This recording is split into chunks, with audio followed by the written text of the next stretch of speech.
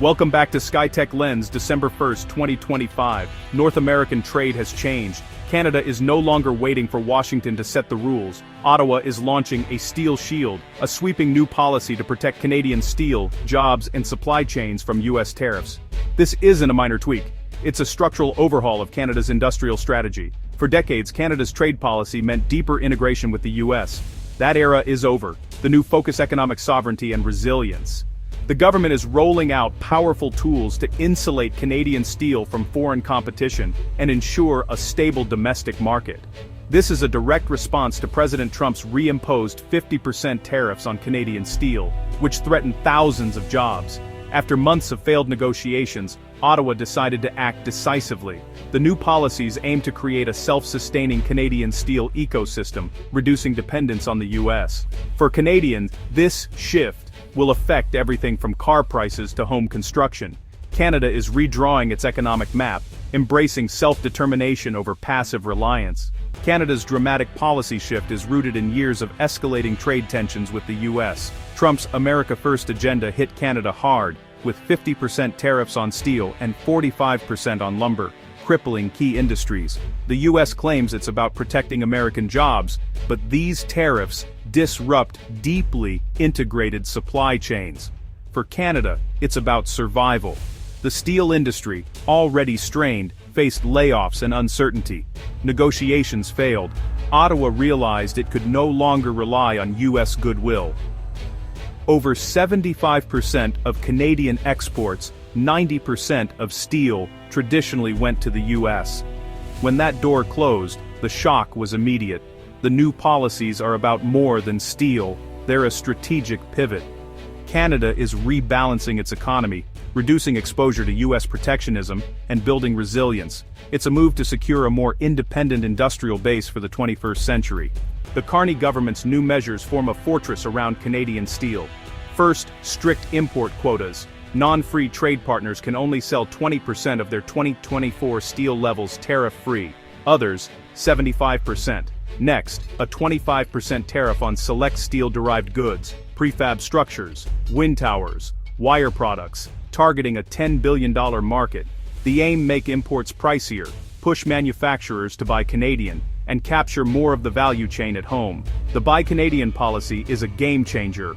All federal contracts over $25 million must use Canadian steel. This secures $1.5 to $2 billion in annual demand for domestic mills and signals that Canadian tax dollars support Canadian jobs. To boost competitiveness, the government is slashing rail freight rates for steel by 50%, subsidizing carriers. The Canada Border Services Agency is getting new resources to crack down on steel dumping and fraud. These rules are about more than retaliation. They're about building a stable, self-sufficient steel sector. The message: Canada will control its own industrial destiny. The new rules are reshaping the market overnight. For steelworkers, these policies are a lifeline, stability after months of layoffs and uncertainty. The Buy Canadian mandate and import limits keep mills running in cities like Hamilton and Sault Ste. Marie. The goal: preserve skilled jobs and encourage investment in new technology and training. Steel producers benefit, but other sectors, construction, manufacturing, may face higher costs as they adjust to pricier domestic steel. The government argues that a stable supply chain is worth more than chasing the lowest price in a volatile world. Consumers will feel the effects indirectly. Higher steel costs could mean pricier homes, cars, and appliances. Still, Ottawa insists this is the price of economic sovereignty. The alternative: an economy at the mercy of U.S. politics, with jobs lost in cycles of boom and bust. The recent auto sector job losses are a stark reminder of that vulnerability. The new steel policy is about making Canadians masters of their own economic fate. The government's steel strategy is tightly linked to solving Canada's housing crisis. Billions in federal housing funds now guarantee demand for Canadian steel, supporting jobs and industry. Innovative building methods, like modular construction and passive house standards, rely on advanced steel products, boosting higher-value manufacturing.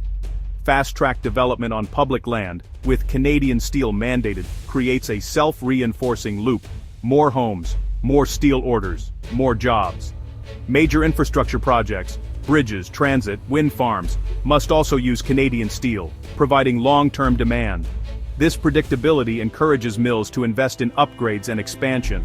The government is using its purchasing power to rebuild both communities and the industrial base. Industrial and social policy are working hand in hand for a sustainable future. The new industrial strategy has sparked fierce debate in Parliament. The opposition blames the government for recent manufacturing job losses, arguing that Canada is losing out to U.S. protectionism. Prime Minister Carney counters, the real culprit is massive U.S. subsidies, not Canadian policy.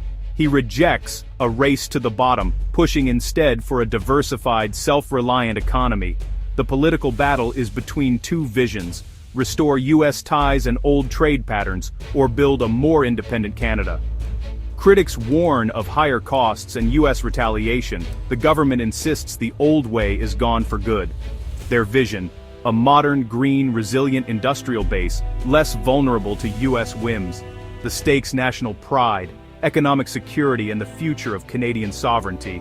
Trade diversification is now a pillar of Canada's economic strategy. The Carney government is forging new partnerships worldwide to reduce reliance on the U.S. Ties with the EU have deepened, with a strategic partnership for the future focusing on critical minerals, green tech, and secure supply chains. Canada and Mexico have launched a new action plan, aligning strategies ahead of the USMCA review and integrating supply chains in key sectors. In Asia, Canada's trade deal with Indonesia opens a vast new market, eliminating tariffs on 95% of exports. These moves position Canada as a global player, not just a U.S. appendage. Attracting global capital and building alliances, Canada is creating a more resilient, integrated economy. The message: Canada's future is global, not just continental. The government's response to the steel crisis is part of a broader industrial transformation.